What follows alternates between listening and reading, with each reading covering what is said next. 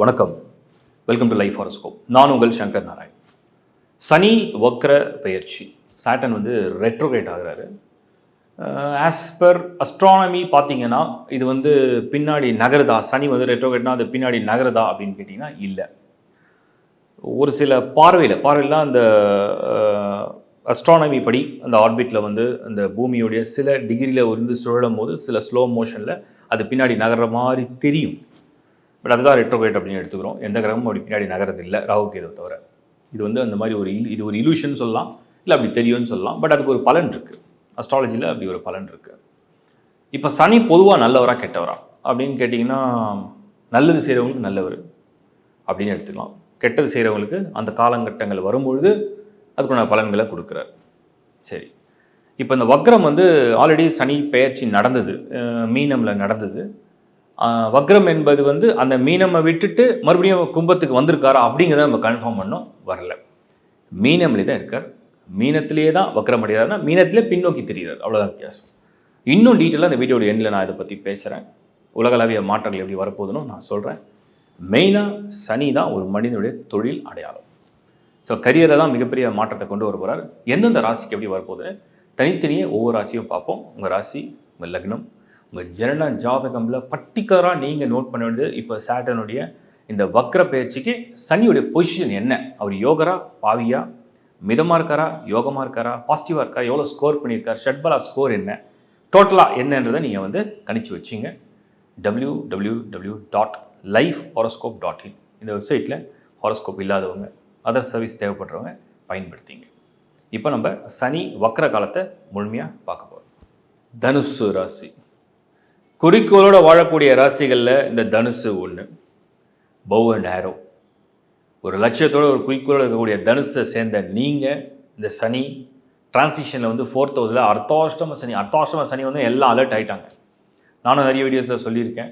4ல் சனி தடங்கள் கொடுக்கும், தாமதம் செய்ய வைக்கும், நிறைய டிலேஸ், நிறைய ஆப்ஸ்டக்கல்ஸ், நிறைய ஹெசிடேஷன், நிறைய கன்ஃபியூஷன், ஒரு கான்ஃபிடென்ஸை லேக் பண்ணிவிடும். சம்டைம்ஸ் முயற்சி எடுக்கலாமா வேணாமா, முன்னையா பின்னையா, அப்படி எடுத்து அப்படி பேக் பண்ணிடும்.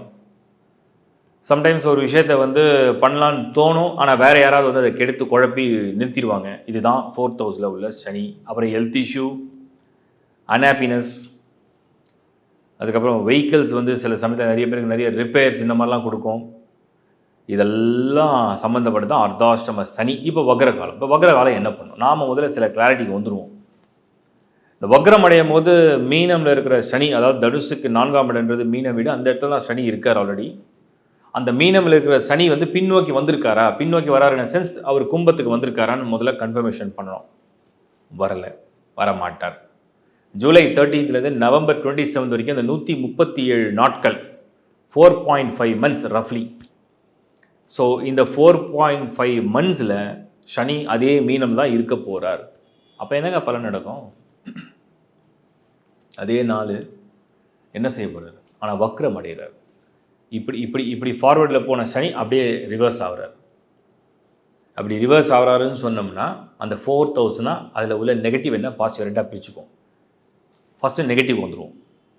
4ஆம் இடம் ஒரு மனிதனுக்கு நோய் வர்றது, ஒரு மனிதனுக்கு கவலையாக இருக்கிறது, ஒரு மனிதன் தன்னுடைய அம்மாவை பற்றின கவலையோ அல்லது உறவை பற்றின அல்லது அவங்களுடைய ஆரோக்கியத்தை பற்றின சில கவலையோ வருத்தமோ அடையக்கூடிய இடம் 4. அதே 4ஆம் இடம் உங்களோட வாகன வசதி இல்லாமல் வாகன பழுதுகள், வெஹிக்கிள்ஸ்லாம் நிறைய ரிப்பேர் ஆகிறது, வீடு கம்ஃபர்டபுளாக இல்லை, வீடு மாற்ற முடியல, வீடு வாஸ்து சரியில்லை, இதெல்லாம் அந்த 4ஆம் இடத்தை குறிக்கிறது. ஒரு முயற்சி கூட ஜெயிக்கணும்னா 4ஆம் இடம் வலுவாக நிற்கணும். இதெல்லாம் மைனஸில் இப்படி வச்சுப்போம். இப்போ வக்ர காலத்தில் என்ன ப்ளஸ்ஸு? வக்ரம்னா அதே 4th ஹவுஸில் அது டர்ன் பண்ணுது. அப்போது முதல்ல வந்து ஹெல்த் இஷ்யூவாக அதை ரிசால்வ் பண்ண முடியும். உங்கள் அம்மாவுக்கு சில உடல் ரீதியான தொந்தரவுகள் இருந்ததா, அதுக்கு சரியான மருத்துவம் கிடைக்கும், சரியான மருத்துவர் கிடைப்பார்.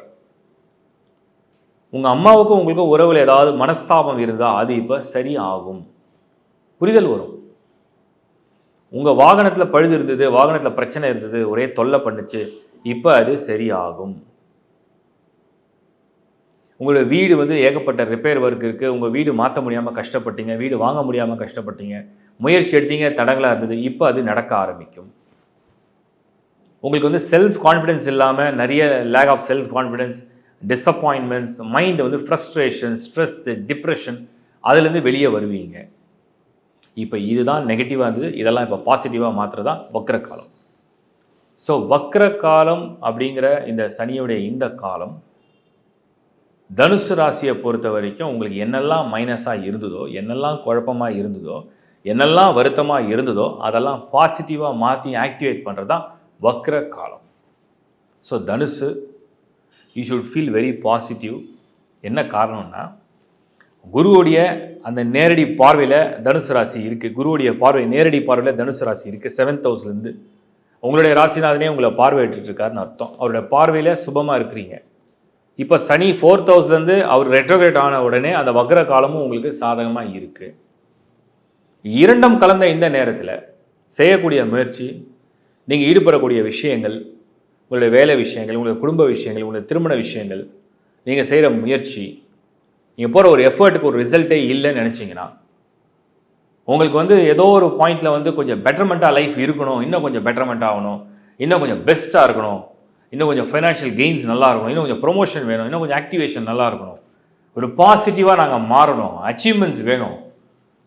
ஆஸ் அ ஸ்டூடெண்ட்டாக, ஆஸ் அ ஒரு யங்ஸ்டராக, ஆஸ் அ ஒரு மிடில் மேனாக, ஆஸ் அ ஒரு ஹோம் மேக்கராக. ஸோ இதெல்லாம் உங்களுக்கு வந்து அந்த பாசிட்டிவிட்டியை கொண்டு வர டைம் தான் இந்த வக்ர காலம். ஸோ சரியாக பயன்படுத்துங்க, வளமோட நல்லபடியாக வாழுங்க. வாழ்த்துக்கள். இந்த சனியுடைய வக்ர கால பலன்கள் ஒரு பொது பலன் தான். இதில் நிறைய பேர் கேட்பீங்க, இது எந்த டேட்லேருந்து எந்த டேட்? 13th ஜூலை, 13 ஜூலையில் ஸ்டார்ட் ஆகுது. நவம்பர் 27 வரைக்கும் வக்ர காலம். மீன ராசியிலே தான் இருப்பார், கும்பத்துக்கு வர மாட்டார். ஆல்ரெடி சனி பெயர்ச்சி நடந்தது வந்து மார்ச் 29, 2025. இப்போ இதே 2025 ஜூலை 13லேருந்து நவம்பர் 27 வரைக்கும் சனி பின்னோக்கி நகர்றது மாதிரி தெரியும். இதுதான் இதோடைய கால்குலேஷன். சில பேர் கேட்டாங்க, வாக்கிய பஞ்சாங்கப்படி இன்னும் சனி பெயர்ச்சி நடக்கலைன்னு சொல்கிறாங்க, எது உண்மை? வாக்கிய பஞ்சாங்கப்படி சனி பெயர்ச்சி நடக்கலைன்றது நம்மளுடைய முன்னோர்கள் வழியில் ஃபாலோ பண்ணுற ஒரு விதிமுறைப்படி. திருக்கணித பஞ்சாங்கப்படி ஆஸ் பர் அஸ்ட்ரானமி சாட்டனுடைய டிரான்சிஷன் ஆல்ரெடி நடந்தது, அது இப்போ வக்ரமும் அடையுது. அந்த கால்குலேஷனை பேஸ் பண்ணி தான் ப்ரிடிக்ஷனுக்கு இந்த திருக்கணித பஞ்சாங்கம் நல்லாவே புரிஞ்சு வரும். அதனால் குழப்பம் வேண்டாம். அடுத்தது வந்து நான் சொன்ன மாதிரி சனி இந்த வக்ர காலங்கள் நடக்கும் பொழுது இந்த பாஸ்டில் வந்து பண்ண பிளான் எல்லாம் எக்ஸிக்யூட் பண்ணுறதுக்கு ஒரு சரியான நேரம். பொதுவாக சனி வக்ரம் அடைகிறது நல்லதா அப்படின்னு கேட்டீங்க, உலகத்துக்கு நல்லதா? பொதுவாக சனி வக்ரம் அடைஞ்சா உலகத்துக்கு நல்லதா அப்படின்னா, மீனமில் சனி இருக்கும்போது வரும்போதே நம்ம முன்னாடியே ஒரு அலர்ட் கொடுத்தோம்.